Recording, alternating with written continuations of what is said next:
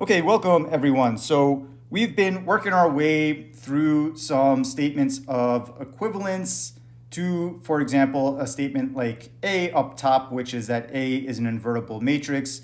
And we've shown that this statement is equivalent to several other statements.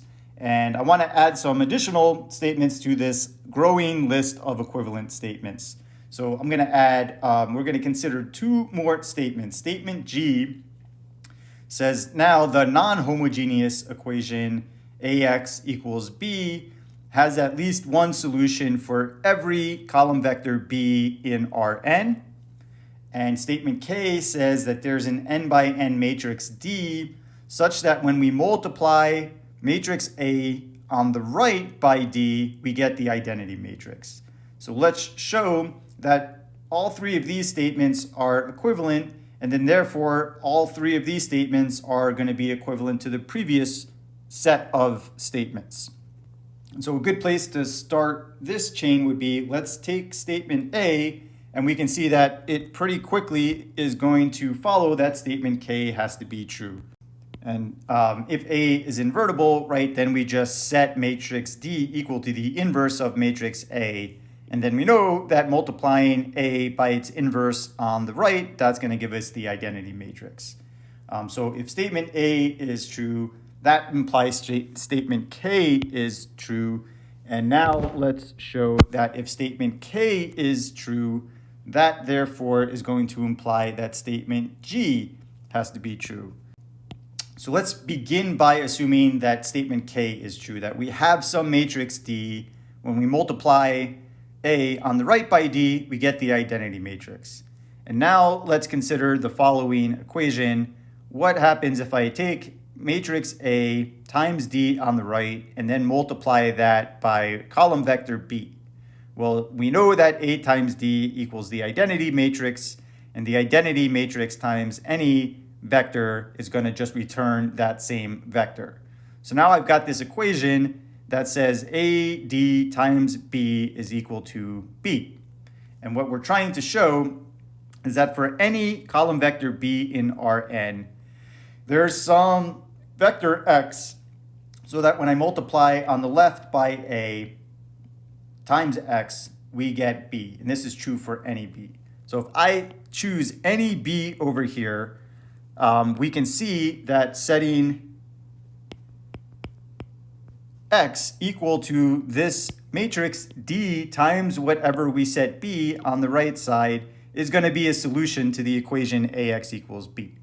So therefore, we've got that for any column vector B in Rn, this equation AX equals B has a solution, namely that x is equal to dB would be a solution to that equation. So now we've got that A implies K, K implies G, and what's last to show that to get equivalence of all three of these statements in all directions would be that G implies statement A. So let's take a look at why that might be true. And so if the equation AX equals B has at least one solution for each B in Rn, then this is equivalent to saying that the column vectors in matrix A, they must span all of Rn, since for any B in Rn, we can find scalars x1 up to xn, we can find weights so that when we multiply the column vectors by each of matrix A by each of these weights, we wind up with B. So if we know that the column vectors of matrix A span all of Rn, then when we put matrix A in its reduced row echelon form, we know that every row is going to have a pivot, since we have to be able to get any vector B out of Rn.